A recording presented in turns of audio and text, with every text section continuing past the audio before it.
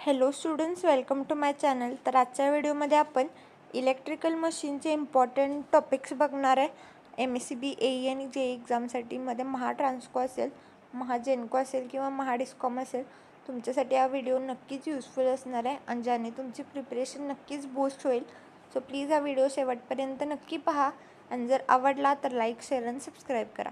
तर चला व्हिडिओला स्टार्ट करूया.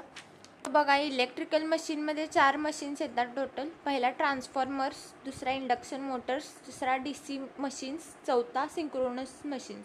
ओके, सो फर्स्ट मशीन आहे ट्रान्सफॉर्मर्स. मग ट्रान्सफॉर्मर्समध्ये परत 2 पार्ट्स येतात. पहिला 3 फेज ट्रान्सफॉर्मर आणि दुसरा सिंगल फेज ट्रान्सफॉर्मर. मग 3 फेज ट्रान्सफॉर्मरमध्ये तुम्हाला काय काय करायचं आहे बघा. तर कन्स्ट्रक्शन, मग कन्स्ट्रक्शनमध्ये कोणते कोणते कंपोनेंट्स येतील, मग प्रत्येक कंपोनेंटचं फंक्शन काय आहे, मग कोणत्या मटेरियलपासून आपण ते कंपोनेंट बनवले, मग स्पेसिफिक त्याच मटेरियलपासून आपण का ते बनवले त्याचं रिझन. त्यानंतर ऑपरेटिंग प्रिन्सिपल, 3 फेज ट्रान्सफॉर्मर हा कोणत्या प्रिन्सिपलवरती ऑपरेट होतो किंवा वर्क होतो हे तुम्हाला माहीत पाहिजे. त्यानंतर त्याचं EMF इक्वेशन तुम्हाला माहीत पाहिजे. त्यानंतर फेजर डायग्राम, आपण फेजर डायग्राम कशी काढणार आहे 3 फेज ट्रान्सफॉर्मरची. मग त्यानंतर त्याच्यात कोण लॅगिंग असतं, कोण लीडिंग असतं हे तुम्हाला माहीत पाहिजे. त्यानंतर ट्रान्सफॉर्मेशन रेशो, ज्यालाच आपण K म्हटलं आहे, मग ते कसं असलं पाहिजे. त्यानंतर टर्न्स रेशो, ज्यालाच आपण N2/N1 म्हणून कॅल्क्युलेट करतो, मग ते कसं असलं पाहिजे. मग जर N2/N1 हे ग्रेटर दॅन 1 असेल तर ट्रान्सफॉर्मर कोणत्या टाईपचा असतो. N2/N1 जर लेस दॅन 1 असेल तर ट्रान्सफॉर्मर कोणत्या टाईपचा असतो हे तुम्हाला माहीत पाहिजे. त्यानंतर पॉवर फॅक्टर कधी लॅगिंग. यानंतर equivalent circuit refer to primary and secondary, म्हणजे प्रायमरी साईडला रेफर करून आपण सेकंडरी साईडचे पॅरामीटर्स फाईंड करणार आहे किंवा सेकंडरी साईडला रेफर करून आपण प्रायमरी साईडचे पॅरामीटर्स फाईंड करणार आहे. मग त्याला आपण म्हणणार आहे equivalent circuit refer to primary and secondary. Okay, त्यानंतर कनेक्शन्स, मग ट्रान्सफॉर्मरमध्ये कोणकोणते कनेक्शन्स आपण करतो. मग स्टार कनेक्शन आला, डेल्टा कनेक्शन आला, परत स्टार डेल्टा कनेक्शन आला, डेल्टा स्टार कनेक्शन आला, ओपन डेल्टा कनेक्शन आला, स्कॉट कनेक्शन आला. हे सगळे कनेक्शन तुम्हाला माहीत पाहिजेत. त्यानंतर लॉसेस अँड एफिशियन्सी, मग ट्रान्सफॉर्मरमध्ये कोणकोणते लॉसेस होतात प्लस त्याची एफिशियन्सी कशी असणार आहे. मग एफिशियन्सीमध्ये परत मेकॅनिकल एफिशियन्सी कशी असणार आहे, इलेक्ट्रिकल एफिशियन्सी कशी असणार आहे, ओव्हरऑल एफिशियन्सी कशी असणार आहे हे तुम्हाला माहीत पाहिजे. त्यानंतर टेस्ट, मग ट्रान्सफॉर्मरवरती आपण कोणकोणते टेस्ट परफॉर्म करणार आहे. मग ओपन सर्किट टेस्ट आला किंवा ज्यालाच आपण नो लोड टेस्ट म्हणतो, शॉर्ट सर्किट टेस्ट आला ज्यालाच आपण लोड टेस्ट म्हणतो किंवा त्यालाच आपण ब्लॉक रोटर टेस्ट म्हणतो. त्यानंतर संपनर टेस्ट आला, त्यानंतर बॅक टू बॅक टेस्ट आला किंवा ज्यालाच आपण हॉपकिन्सन्स टेस्ट म्हणतो. मग हे सगळे टेस्ट तुम्हाला माहीत पाहिजेत. मग प्रत्येक टेस्ट आपण कोणत्या रिझनसाठी परफॉर्म करतो किंवा त्याचे रिझन्स काय आहेत हे तुम्हाला माहीत पाहिजे. त्यानंतर व्होल्टेज रेग्युलेशन, मग ट्रान्सफॉर्मरमध्ये व्होल्टेज रेग्युलेशनचा फॉर्म्युला काय आहे, कसं आपण ते कॅल्क्युलेट करतो, मग ते कसं असलं पाहिजे हे तुम्हाला माहीत पाहिजे. त्यानंतर ऑटो ट्रान्सफॉर्मर, मग ऑटो ट्रान्सफॉर्मर म्हणजे काय, मग त्याच्यात 2 वाइंडिंग ट्रान्सफॉर्मरवरती त्याचे काय ॲडव्हान्टेजेस आहेत हे तुम्हाला माहीत पाहिजे. त्यानंतर distribution and power transformer. Okay, मग डिस्ट्रीब्युशन ट्रान्सफॉर्मर म्हणजे काय, पॉवर ट्रान्सफॉर्मर म्हणजे काय, मग त्यात आपण काय काय बघतो ते तुम्हाला माहीत पाहिजे. त्यानंतर ॲप्लिकेशन्स, ट्रान्सफॉर्मरचे ॲप्लिकेशन्स काय काय आहेत हे तुम्हाला माहीत. त्यानंतर पॅरलल ऑपरेशन ऑफ ट्रान्सफॉर्मर्स, म्हणजे ट्रान्सफॉर्मरचं पॅरलल ऑपरेशन आपण कशासाठी करणार आहे, मग त्यासाठीच्या एसेन्शियल कंडिशन्स काय आहेत हे तुम्हाला माहीत पाहिजे. त्यानंतर difference between core type and shell type, मग कोर टाईप ट्रान्सफॉर्मर आणि शेल टाईप ट्रान्सफॉर्मरमधला डिफरन्स तुम्हाला माहीत पाहिजे. ओके, त्यानंतर effect of frequency and performance of transformer, म्हणजे ट्रान्सफॉर्मरच्या परफॉर्मन्सवरती फ्रिक्वेन्सीचा काय इफेक्ट होणार आहे. जर फ्रिक्वेन्सी वाढली तर ट्रान्सफॉर्मरला काय होणार आहे, जर फ्रिक्वेन्सी कमी झाली तर ट्रान्सफॉर्मरला काय होणार आहे हे तुम्हाला माहीत पाहिजे. त्यानंतर हार्मोनिक्स इन ट्रान्सफॉर्मर, मग हार्मोनिक्स आपण कसं कॅल्क्युलेट करणार आहे ट्रान्सफॉर्मरमध्ये, मग त्याचे काय काय इफेक्ट्स असणार आहेत हे तुम्हाला माहीत पाहिजे. त्यानंतर सिंगल फेज ट्रान्सफॉर्मर, मग त्यात कॅरेक्टरिस्टिक्स आणि ॲप्लिकेशन्स माहीत. सो यानंतर नेक्स्ट मशीन आहे इंडक्शन मोटर्स, मग परत त्यात 2 पार्ट्स पडतात, 3 फेज इंडक्शन मोटर आणि single phase induction motor. So 3 phase induction मोटरमध्ये तुम्हाला कोणते कोणते पॉईंट्स करायचे आहेत बघा. सगळ्यात आधी त्याचं कन्स्ट्रक्शन, मग कन्स्ट्रक्शनमध्ये त्यात कोणकोणते कंपोनंट्स आहेत प्लस कंपोनंट्सचं फंक्शन असेल, मग प्रत्येक कंपोनंट आपण कोणत्या मटेरियलपासून बनवणार आहे, मग तेच पर्टिक्युलर मटेरियल आपण काय यूज केलं आहे हे तुम्हाला माहीत पाहिजे. त्यानंतर operating principle, 3 phase induction motor कोणत्या प्रिन्सिपलवरती वर्क होतो किंवा ऑपरेट होतो हे तुम्हाला माहीत पाहिजे. त्यानंतर relative speed with respect to each other, म्हणजे एकमेकांच्या रिलेटिव्ह स्पीड ही तुम्हाला माहीत पाहिजे. म्हणजे रोटर अँड स्पीडची ती कशी असते किंवा स्टेटर अँड रोटरची कशी असते, रोटर अँड RMFची कशी असते किंवा स्टेटर अँड RMFची कशी असते हे तुम्हाला माहीत पाहिजे. ओके. त्यानंतर स्लिप अँड टॉर्क, मग स्लिप कसा असतो, टॉर्क कसा असतो, त्याचा फॉर्म्युला काय असतो. त्यानंतर टॉर्क स्लिप कर्व, मग त्या टॉर्क स्लिप कर्वचा शेप कसा असणार आहे, प्लस फुल लोडला टॉर्क कसा असणार आहे, मॅक्झिमम टॉर्कची कंडिशन काय आहे किंवा कधी डेव्हलप होणार आहे ती, स्टार्टिंग टॉर्क कसा असणार आहे हे तुम्हाला माहीत पाहिजे. ओके. त्यानंतर त्याचे टाईप्स, मग 3 फेज इंडक्शन मोटरचे टाईप्स कोणते कोणते आहेत हे तुम्हाला माहीत पाहिजे. त्यानंतर त्याचे कॅरेक्टरिस्टिक्स कोणते कोणते असणार आहेत हे तुम्हाला माहीत पाहिजे. मग कॅरेक्टरिस्टिक्समध्ये आलं लोड व्हर्सेस एफिशियन्सी आलं, स्पीड व्हर्सेस लोड आलं, पॉवर फॅक्टर व्हर्सेस लोड आलं, हे सगळे कॅरेक्टरिस्टिक्स तुम्हाला माहीत पाहिजे. ओके. त्यानंतर लॉसेस आणि एफिशियन्सी, 3 फेज इंडक्शन मोटरमध्ये लॉसेस कोणते कोणते होणार आहेत, त्याची एफिशियन्सी आपण कशी कॅल्क्युलेट करणार आहे, मग मेकॅनिकल एफिशियन्सी कशी असणार आहे, इलेक्ट्रिकल एफिशियन्सी कशी असणार आहे, ओव्हरऑल एफिशियन्सी कशी असणार आहे हे तुम्हाला माहीत पाहिजे. त्यानंतर टेस्ट, म्हणजे 3 फेज इंडक्शन मोटरवर आपण कोणकोणते टेस्ट परफॉर्म करतो ते असेल, मग ओपन सर्किट टेस्ट असेल किंवा ज्यालाच आपण नो लोड टेस्ट म्हणतो.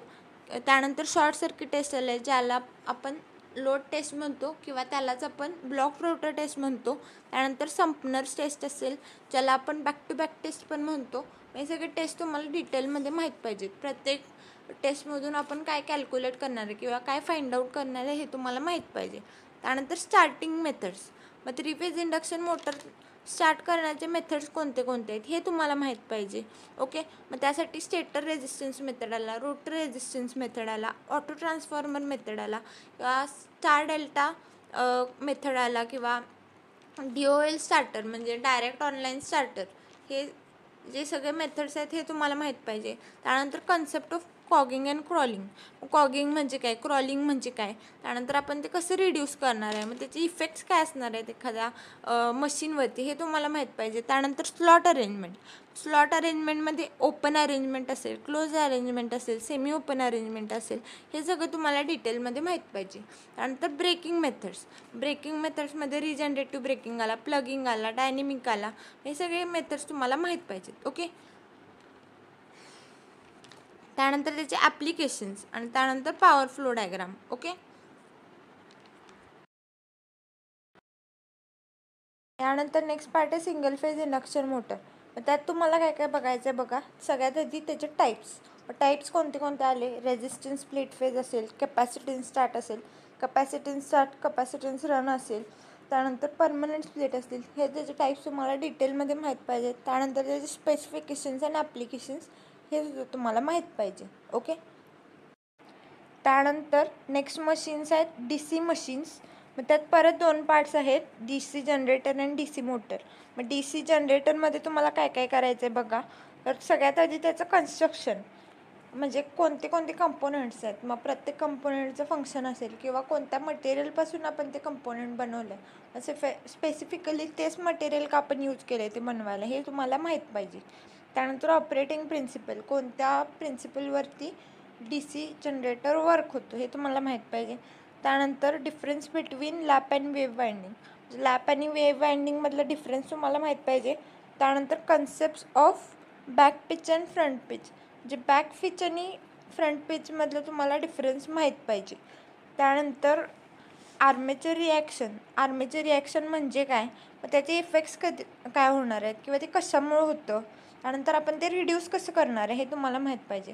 मग आर्मेचर रिॲक्शनचे इफेक्ट काय असणार आहेत, तर demagnetising effect, cross magnetising effect आणि magnetising effect.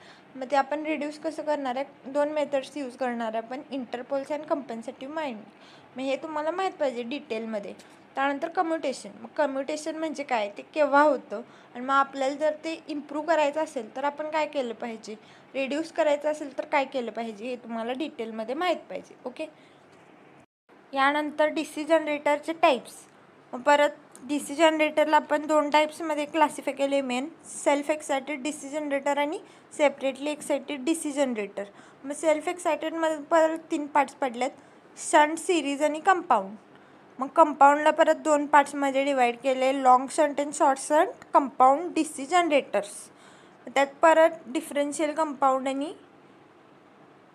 Differential D C generator and compound D C generator असं त्याचं क्लासिफिकेशन केले आपण. हे तुम्हाला डिटेलमध्ये माहीत पाहिजे प्रत्येक टाईपचं.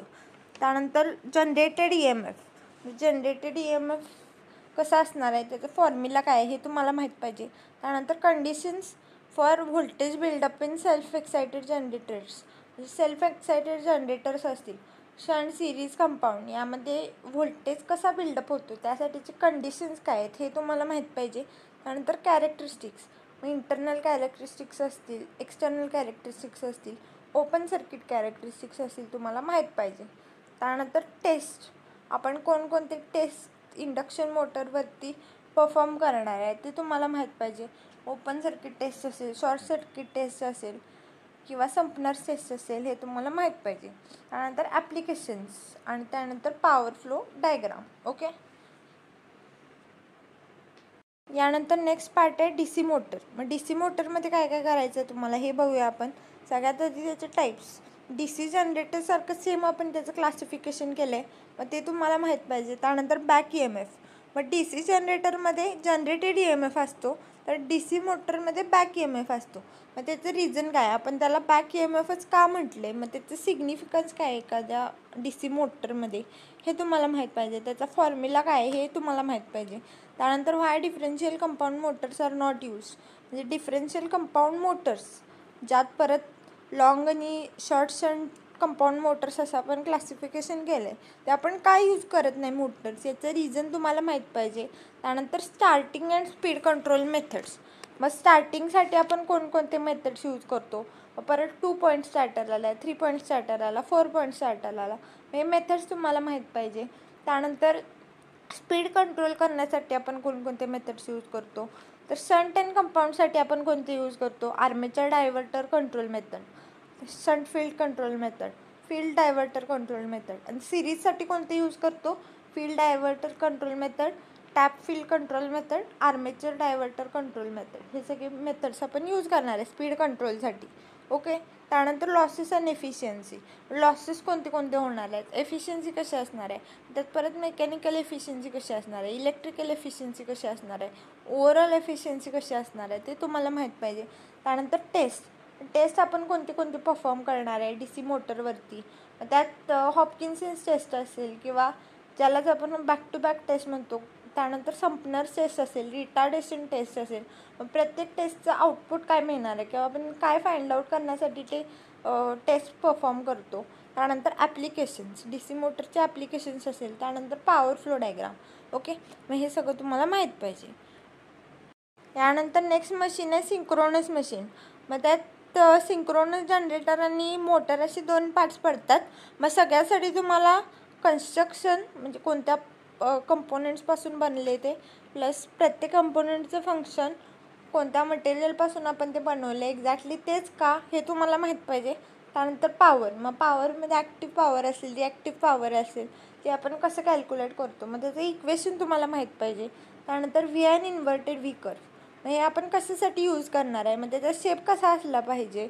मग डी सी सिंक्रोनस जनरेटरमध्ये याचा शेप कसा असला पाहिजे, सिंक्रोनस मोटरमध्ये याचा शेप कसा असला पाहिजे हे तुम्हाला माहीत पाहिजे. त्यानंतर parallel operation of synchronous generators किंवा ज्यालाच आपण अल्टरनेटर्स म्हटले, त्याचं जर आपल्याला पॅरलल ऑपरेशन करायचं असेल तर त्याचे एसेन्शियल किंवा त्याचं नीड काय आहे, मग त्याच्यासाठीची नेसेसरी कंडिशन्स काय आहेत किंवा एसेन्शियल कंडिशन्स काय आहेत पॅरलल ऑपरेशनसाठी हे तुम्हाला माहीत पाहिजे डिटेलमध्ये. ओके. सो आजच्या व्हिडिओमध्ये आपण इलेक्ट्रिकल मशीनचे इम्पॉर्टंट टॉपिक्स बघितले. सो मला खात्री आहे की तुम्हाला व्हिडिओ नक्कीच युजफुल वाटला असेल. जर आवडला असेल तर लाईक, शेअर अँड सबस्क्राईब करा. थँक्यू.